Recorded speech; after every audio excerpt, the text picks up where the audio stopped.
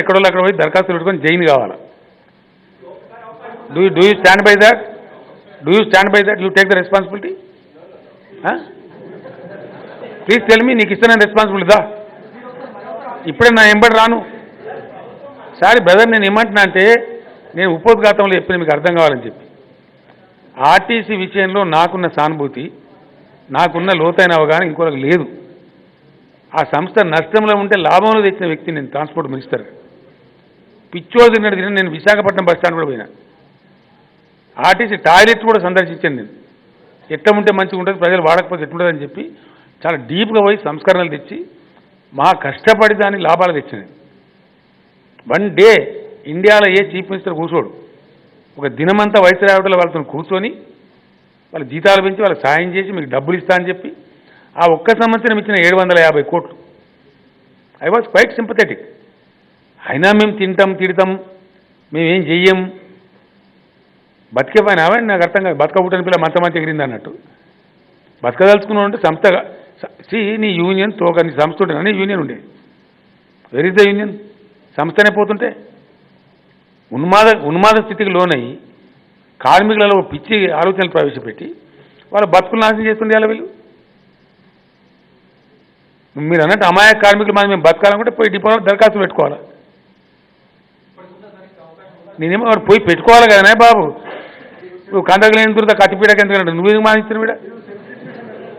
అంతే కదా. ఏమంటారు? నేను అన్నుడు కాదా బాబు, వాస్తవం. నువ్వు నా దగ్గర పనిచేస్తున్నావే, నీ అంతా నువ్వు వెళ్ళిపోయినా నాకు చెప్పబెట్టకుండా. నువ్వు డిస్మిస్ చేసుకున్నట్ట, నేను తీసేసినట్టు చెప్పి సింపుల్ మాట. దానికి బ్రహ్మ పదార్థం ఉన్నదే. వాడు వెళ్ళిపోలేదు గమ్మతున్నది. అనాథరైజ్డ్ ఆప్షన్స్ కదా. నువ్వు ఇల్లీగల్ అయితే కదా, లీగల్ స్ట్రైక్ అయితేనేమో పద్ధతి ఉంటుంది. ఇల్లీగల్ స్ట్రైక్లో పోయి కన్సల్టేషన్ ప్రాసెస్ ఆనందంగా పోయి నువ్వే పోయినావు.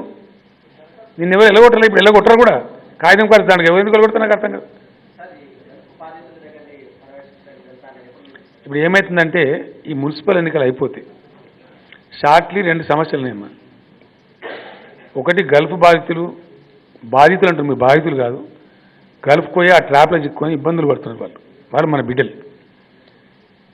హైదరాబాద్లోనేమో మొత్తం గల్ఫ్లో మనోళ్ళు చేసే పనులే బీహార్ వాళ్ళు, ఉత్తరప్రదేశ్ వాళ్ళు, రాజస్థాన్ వాళ్ళు చేస్తున్నారు. ఇక్కడ పనిలేక కాదు. ఇవాళ మనకు ప్రాజెక్టులు దేవుని దయ వల్ల సక్సెస్ అవుతున్నాయి. మంచి కాలం అయింది, పనులు చేసుకునే అవకాశం ఉంది. ఆడ సంపాదిస్తున్నాడు, గల్ఫ్లో సంపాదిస్తలేదు.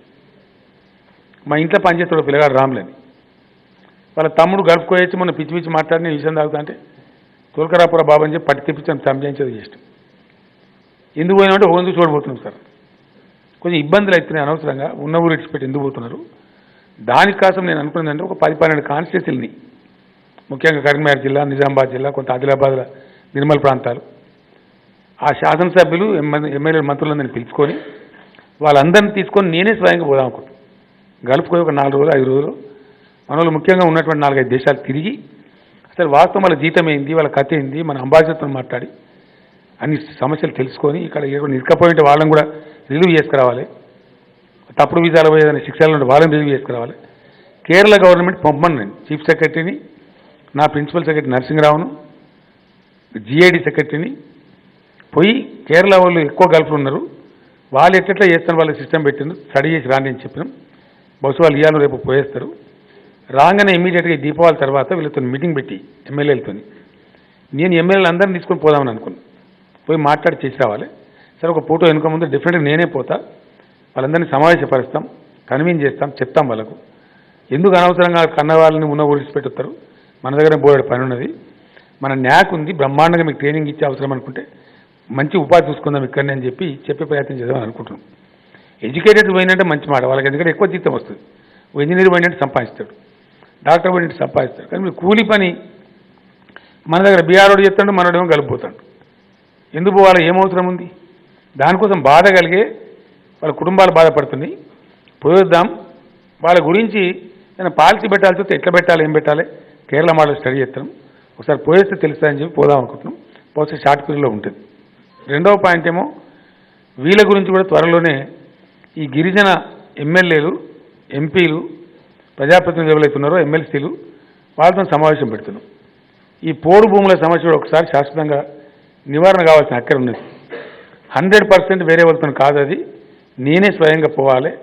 మొత్తం అవసరమైనటువంటి మంత్రులు, చీఫ్ సెక్రటరీ, రెవెన్యూ సెక్రటరీ, ఇంకా ఇతర సెక్రటరీలు, ఫారెస్ట్ సెక్రటరీ అందరం కంబైన్డ్గా పోవాల్సిందే.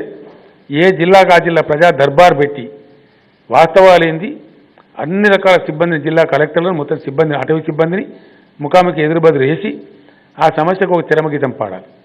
అంటే దీన్ని బట్టి దయచేసి మీరు అర్థం చేసుకోవాల్సింది ఏంటంటే, రాష్ట్రంలో ఉన్న వివిధ రకాల ప్రజలు ఎదుర్కొంటున్నటువంటి అనేక సమస్యలు, వాటి పరిష్కారాలు, కొత్త రాష్ట్రం కాబట్టి ఒక మంచి ప్రాతిపదికన, శాశ్వత ప్రాతిపదికన, తక్కువ ఇబ్బందులు ఉండే విధంగా పోదామని మేము అనుకుంటా ఉన్నాం.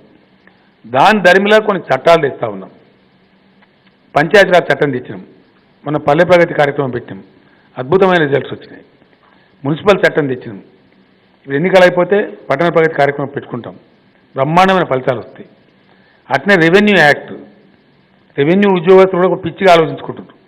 వాళ్ళని మేము తీసేస్తాం అనుకుంటున్నారు, భ్రమణలో పోతే ఎవడో పిచ్చోడు చెప్తే నమ్ముతున్నారు. మేము ఏం చేయాలో మేమే ఇంకా ఫైనల్ నిర్ణయం రాలే. మేము కోరుతున్నదల్లా ఏంది, రైతాంగానికి కానీ ఇంకోళ్ళకి కానీ భూముల వ్యవహారంలో ఒకడు ఇంకోనికి పావుల డబ్బులు ఇచ్చే అవసరం లేకుండా, లంచం ఇచ్చే అవసరం లేకుండా ఈ పట్టాల మార్పిడి కానీ జమాబందీ కానీ ఏ రోజుకు ఆ రోజు ఇన్స్టాంటేనియస్గా అయిపోవాలి. రిజిస్ట్రేషన్ కూడా రూపాయలు లంచం ఇవ్వకుండా కావాలి, క్లీన్గా ఉండాలి వ్యవహారం. అవసరమైతే ఓనర్షిప్ కంక్లూజివ్ టైటిల్ ఇవ్వాలి, తద్వారా రక్షణ ఉంటుందని చెప్పి భావిస్తున్నాం. ప్రజల యొక్క, రైతుల యొక్క మేలు కోరి అది చేయాలనుకుంటుంది తప్ప ఎవరో రెవెన్యూ ఉద్యోగులు పిచ్చి పిచ్చి ఆలోచనలు చేసుకొని, నేను అసెంబ్లీలో కూడా చెప్పిన ఈ మాట, వీఆర్ఓలను తీసేస్తారు, మేము ఎవరిని తీసేయాలి, ఎవరిని పెట్టాలి నిర్ణయానికి రాలే. తీసేయాల్సి వస్తే తీసేస్తారు, పెద్ద బ్రహ్మ పదార్థం కాదు. ఈ వీఆర్ఓలు ఆడికి వచ్చిందండి నాకు అర్థం కాదు. పటేల్ పడి వాళ్ళని తీసేస్తే వీళ్ళు వచ్చిండ్రు, పాతుకొని కూర్చున్నాం. ఏంది ఇక ప్రభుత్వం వద్దని కూడా పక్క జరగాలి, ఏముందన్నా మేమే కర్తలం దర్తలం అంటే నడుతుందా? ముఖ్యమంత్రినే పీకి పారేస్తారు ప్రజలు వద్దనుకుంటే. నీ వీఆర్ఓని కూడా అడిగింది నాకు అర్థం కాదు. గవర్నమెంట్ సందర్భాన్ని బట్టి పెడతారు. నీ వీఆర్ఓ తీసేది నీ ఉద్యోగం తీసేయారు కదా, ఎక్కడో అడ్జస్ట్ చేస్తాను నేను తీసేయాల్సి. అసలు తీసేసే నిర్ణయమే జరగలే. నెంబర్ 1 సెటప్ ఎట్లా ఉండాలి, కొత్త సెటప్ ఈ లంచం లేకుండా జరగాలి. నీ భూమి నా పేరు మీద, నా భూమి నీ పేరు మీద రాసే పద్ధతి పోవాలి, ఈ దుర్మార్గం పోవాలి, క్లీన్గా ఉండాలి రికార్డు. ఎందుకంటే ఏ దేశాలలో అయితే భూ రికార్డులు పూర్తి ప్రక్షాళనై మంచి ఇబ్బందులు లేకుండా నిర్వహణ జరుగుతున్నదో 3% వాళ్ళ జీడీపీ పెరుగుతున్నది, కోర్టు కేసులు 0 అయిపోతున్నాయి, లీగల్ ఖర్చులు తగ్గుతున్నాయి, ప్రజలకు చాలా లాభాలు జరుగుతున్నాయి. దాన్ని ఆశించి కొత్త రెవెన్యూ చట్టం తెచ్చి ప్రజలకు రిలీఫ్ చేద్దాం అనుకున్నాం. చట్టాలు మారలేదా? మారాయా? సందర్భాన్ని బట్టి మారాలి కదా, తప్పదు కదా, ఎప్పటికప్పుడు మార్చుకోవాలి కదా. దానికోసం కొత్త రెవెన్యూ చట్టం తప్ప వ్యక్తులను టార్గెట్ చేసి కాదు, కొంత ఉద్యోగస్తులను టార్గెట్ చేసి కాదు. ఆ విధంగా తప్పకుండా ఎక్కడెక్కడైతే వాస్తవాలు ఆర్టీసీ ఉంది, నేను కూడా ఏదో మాయ మాటలు చెప్పచ్చు కదా, తీయగపలగా చెప్పచ్చు కదా. నేను వాస్తవం చెప్తున్నా. ఇంకా if not today I will have to tackle it tomorrow. RTC సమస్య ఇలా కాకపోతే జనవరిలో వస్తుంది, నేను చెప్పినట్టు జనవరిలో కాకపోతే ఫిబ్రవరిలో వస్తుంది. I'm telling fact brother. నేను మీరేమో ఎమోషనల్గా ఉన్న కొంతమంది, నేను ఏం చెప్తున్నా అంటే సత్యం చెప్తున్నా. ఎట్లా జరుగుతుంది ఆ సంస్థ? ఈ పద్ధతిలో జరుగుతుందా? మన కుటుంబమే ఉంటుంది, మన కుటుంబం మంచిగా మనం మంచిగా వేసుకోమా? 100% తప్పదు ఆ సమస్య. ఎందుకంటే ప్రభుత్వానికి చాలా అప్లికేషన్స్ ఉంటాయి కదా, ఎన్నో సమస్యలు ఉంటాయి కదా. దళితులు బాధపడుతూనే ఉన్నారు, మైనార్టీలు బాధపడుతూనే ఉన్నారు, ట్రైబల్స్ బాధపడుతూనే ఉన్నారు, బీసీలు కొట్లాడుతున్నారు, పక్కన ఓసీలలో పేదవాళ్ళు కొట్లాడుతున్నారు మాకు ఇయ్యరా అని చెప్పి. వీళ్ళే ఉన్నారండి ఇంతసేపు మీ దుకాణమైనా మాకు లేమా అంటున్నారు. మరి వాళ్ళకేం సమాధానం చెప్పాలి ప్రభుత్వం? మేము చాలా వరకు వాగ్దానాలు నెరవేర్చినప్పుడు నిరుద్యోగ వృత్తిస్తామన్నా మేము ఇవ్వాలి, డెఫినెట్గా దాని గురించి ఎంక్వైరీ చేయాలా, ఎవడు నిరుద్యోగం కాదో తేల్చాలా, ఒక క్రైటీరియా పెట్టాలి. ఇవన్నీ ఉన్నాయి కదా, మా కమిట్మెంట్సే ఉన్నాయి. మేము ఒక్కలమే ఉన్నాం, జెండా పడుకొని కూర్చున్నవాడు కాదు కదా. మీరు జర్నలిస్ట్ కూడా మాకు జాగ దొరుకుతుంది, ఇలా జాగ దొరుకుతుంది అంటున్నారు. మాకే జాగ దిక్కులేదు కాలవేది, మంత్రులంతా వేరే కాకుంటారు. మీరు పని చేయండి. నాకు చీఫ్ సెక్రటరీ చెప్పిండు, అదేంటి ఆ భవన్, దాని బీఆర్కే భవన్లో మాకు విలేకరులకు ఎదురు కూడా జాగా నాకు అర్థం కాదు. నేను ఏమంటే సెక్రటరీతోనికే లేకపోతే అంటే ఇచ్చారు, ఎమ్మెల్యే క్వార్టర్స్లో 20-30 క్వార్టర్లు ఇచ్చారు. మీకు కావాలంటే మీరు ఒక క్వార్టర్ కాదు 2 క్వార్టర్లు పెట్టుకోమంటే అది కూర్చోండి. ఆ గవర్నమెంట్ని అన్ని ఏర్పాట్లు చేయమంట, మీకు టీవీ పెట్టమంట, సోఫాలు వేయమంటాం, బ్రహ్మాండంగా కూర్చొని పని చేసుకో. ఎవరు అంటారు మిమ్మల్ని? యాక్సెస్ కూడా ఇస్తారు కానీ ఎక్కువ తక్కువ పోవద్దు కదా. ఇరికాటంలో వాళ్ళే పని చేయకూడదు, మనల్ని ఏదైనా కొంతమంది ఆనే కూర్చుంటారు ఇక. అట్లా కాకుండా ఒక పద్ధతి పెట్టుకోమని చెప్పింది నేను. మీరేం చేయండి అంటే ఎమ్మెల్యే క్వార్టర్లో తీసుకోవడం జాగా 4 రోజులైతే అయిపోయి ఏమున్నది అందులో బ్రహ్మాండంగా. కొత్త సెక్రటరీ బ్రహ్మాండంగా ఉంటుంది. తెలంగాణ భవన్లో అయితే మీకు పాత అకామిడేషన్ ఆల్రెడీ ఉంది. మీ అకామిడేషన్ మీకు ఉందని నేనైతే అనుకుంటున్నా. ఉన్నదా లేదా? మార్చిండ్రా? మరి ఉంటే సరిపోయి మంచి బ్రహ్మాండం కోసం మేము లేవుతట్టుండ్రు.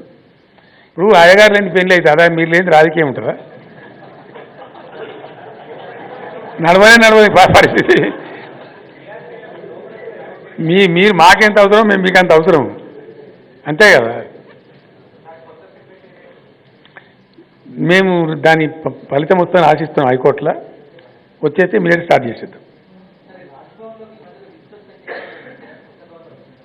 మా కొత్త గవర్నర్ కాబట్టి పెరుగుతుంది, ఏముందండి దానిలో పెద్ద ఇష్యూ కాదు కదా. మాకే దిక్కులేదు, నిన్నే వాళ్ళు అడిగినారు.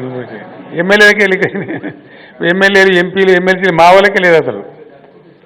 నేను ఏమంటున్నా అంటే బ్రదర్, సుప్రీంకోర్టు ఉంది అది.